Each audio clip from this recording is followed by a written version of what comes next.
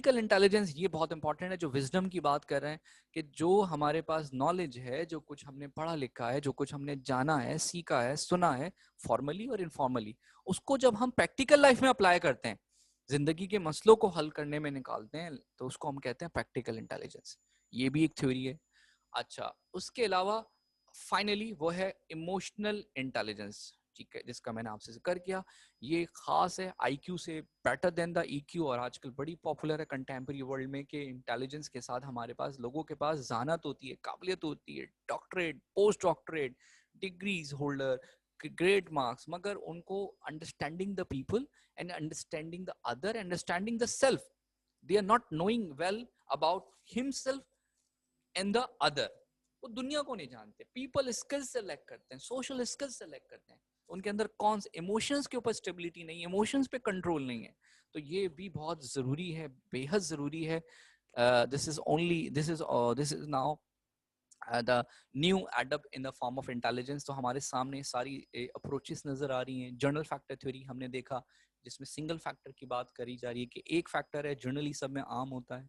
Crystallise fluid intelligence क्या है कि एक देखे ना, एक बहता हुआ समंदर जैसे, बिल्कुल ऐसे ही यहाँ मेटाफॉर यूज किया है कि हमारे पास भी एक फ्लो ऑफ इंफॉर्मेशन होता है, फ्लो ऑफ एक्सपीरियंस होता है। जैसे जैसे जिंदगी गुजरती जाती है, गुजारते जाते हैं, मसाइल आते जाते हैं, बहुत कुछ सीखते जाते हैं, इस तरह से हमारे अंदर जहानत जो है वो डेवलप होती है।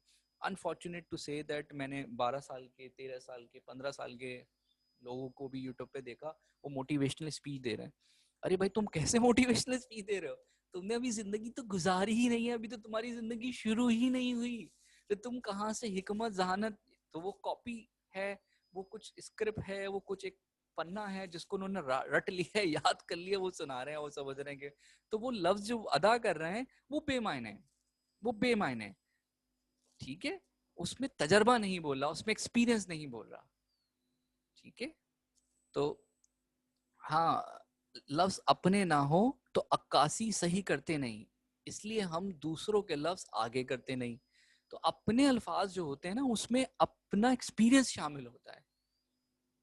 लेकिन अगर मैं रटा रटाए स्क्रिप्ट सुनाएं किसी और की, सेल्फ हेल्प बुक खरीद लें 100 रुपए की, 200 रुपए की, या ऑनलाइन पीडीएफ में डाउनलोड कर लें, उसको याद करके सुनाएं, this is not the form of intelligence. खैर, तजर्बा सिखाता है, ये थ्योरी थी। मल्टीपल इंटेलिजेंस कहती है कि सिर्फ माइंड की बेसिस पे नहीं, बल्कि हमारे पास मल्टीपल थ्योरी ऑफ इंटेलिजेंस मौजूद है।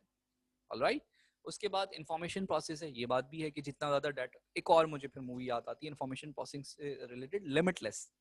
लिमिटलेस में अंदर उसमें दिखाया कि उनका जो न्यूरॉन है, मेंटल कैपेसिटी है, वो इतनी ज्यादा है कि वो हर चीज को वो बहुत अच्छे से स्ट्रक्चर कर लेता है, मेमोराइज कर लेता है, और वो चीजों को सॉल्व कर लेता है।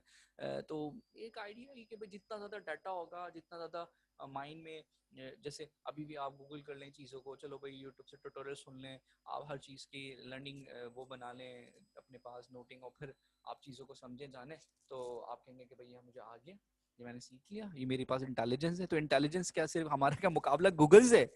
अगर हम सिर्फ डाटा स्टोर करने की बात करें तो क्या हमारा मुकाबला गूगल से है? नहीं ना, गूगल से तो नहीं है।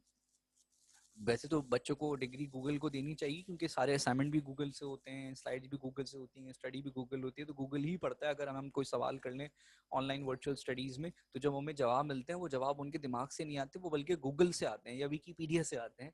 तो information processing is not only the use of information is very important. तो तभी अगली फॉर्म ऑफ इंटेलिजेंस अप्रोच क्या है? Practical intelligence. कि इंटेलिजेंस कैसी होनी चाहिए? प्रैक्टिकल होनी चाहिए। इतने सारा डाटा मवाद जहन में रखने का कोई फायदा नहीं है अगर वो राइट टाइम पे यूटिलाइज नहीं हो सके। और finally the most important, the most favourite one, वो है emotional intelligence. Understanding yourself, understanding the emotion of other.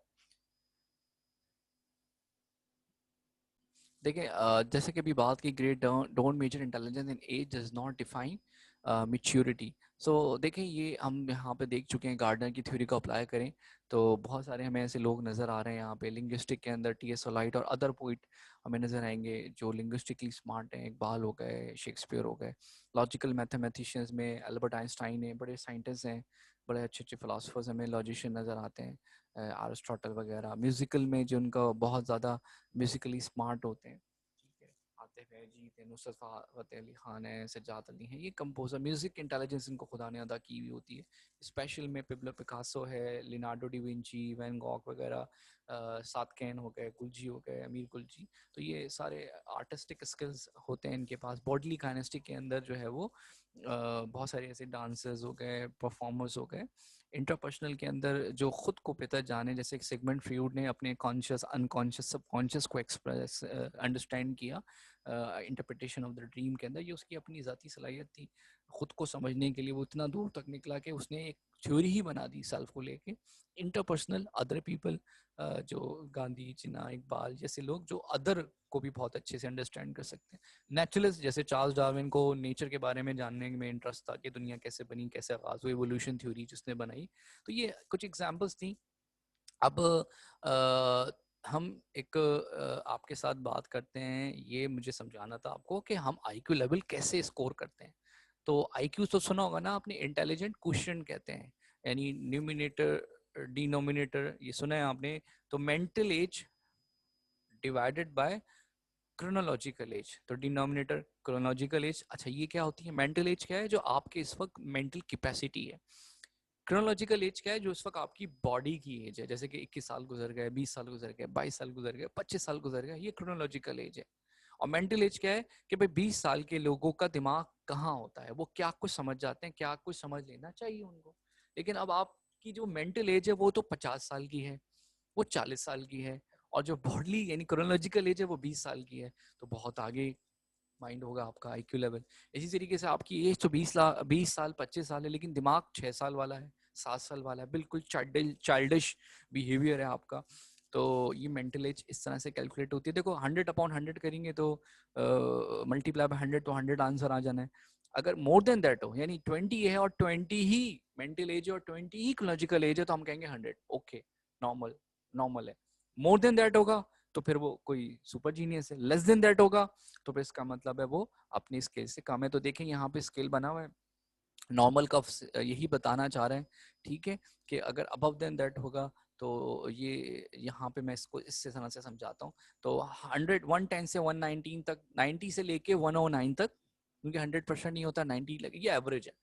Average IQ level है कि भाई देखिए आपकी आपकी जो क्लास के या आप लोगों की हम उम्र जो होंगे उन सबको एक जैसी काम करने चाहिए, चलने के, फिरने के, बोलने के, दिखने के। हम कहें कि यार ये सब नॉर्मल है। अगर नहीं तो फिर हम कहेंगे कि ये तो इस स्केल से बाहर जा रहे हैं, यानी 90 से लेस है तो फिर फिक्र की बात है, लो एवरेज है।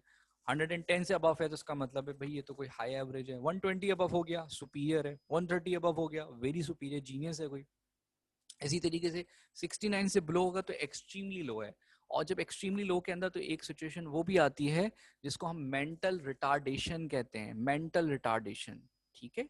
ये बहुत इंपॉर्टेंट है कि एक तो एक्सट्रीम इंटेलिजेंस है, 130 से अबव की जो इंटेलिजेंस है वो बहुत ही कम लोगों को होती है, 2% के करीब, जिनका आईक्यू लेवल बहुत ही ज्यादा है। सुपर जीनियस लोग बहुत सालों सदियों में कभी आते हैं।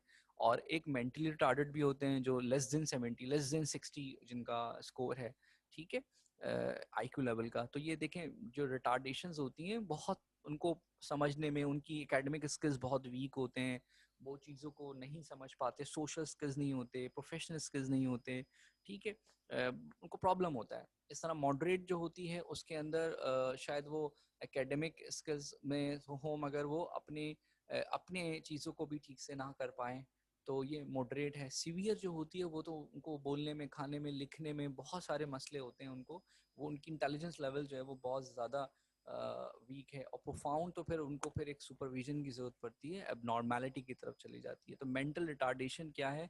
ये जब ये इंटेलिजेंस लेवल का बिल्कुल ना होना, ये एक तरह का मेंटली रिटार्डेड इंडिविजुअल्स कहलाते हैं। तो हमने ये सारे देखे, इसके पीछे क्या वजह होती हैं। हमारी इंटेलिजेंस के पीछे एक तो जेनेटिक होता है, डीएनए जो हमारा है फादर मदर से जो हमें एक इनहेरिटेड मिला है, ये उससे हमारी इंटेलिजेंस बेटर भी हो सकती है, लो भी हो सकती है, रिटार्डेड भी हो सकती है। इन्वायरमेंटल इंट्रैक्शन है, किस माहौल में हम पले बड़े हैं उसके मुताबिक हमारी जहानत होती है। जैसे कि कुछ माशरों में 30 के अंदर मेच्योर होते हैं, तो कुछ माशरों में 20 के अंदर मेंटल मेच्योरिटी की बात कर रहे हैं। जेंडर मेल एंड फीमेल की वजह से, बॉय एंड गर्ल है, तो उसकी वजह से भी इंटेलिजेंस इफेक्ट होती है। Left hemisphere right hemisphere uses होता है। इस तरह से फैमिली बहुत इंपॉर्टेंट है, स्कूलिंग आपकी बहुत इंपॉर्टेंट है, क्या कहाँ से रहा, सोसाइटी किस तरह की है, गुर्बत का सामना रहा, ये तो या सोने का चमचा लेकर पैदा हुए हैं, एलीट क्लास से हैं, अपर क्लास से हैं, मीडियम क्लास से हैं, लोअर क्लास से हैं, ये मैटर करता है आपके इंटेलिजेंस लेवल के ऊपर। रेसेस, एथनिसिटी, ये सब चीज़ें, ये सारे फैक्टर्स हैं जो आपके इंटेलिजेंस को वेरी करते हैं। और finally that's all about it, and we end the session. Emotional intelligence, that is very important, very remarkable, very significant in the contemporary 21st century.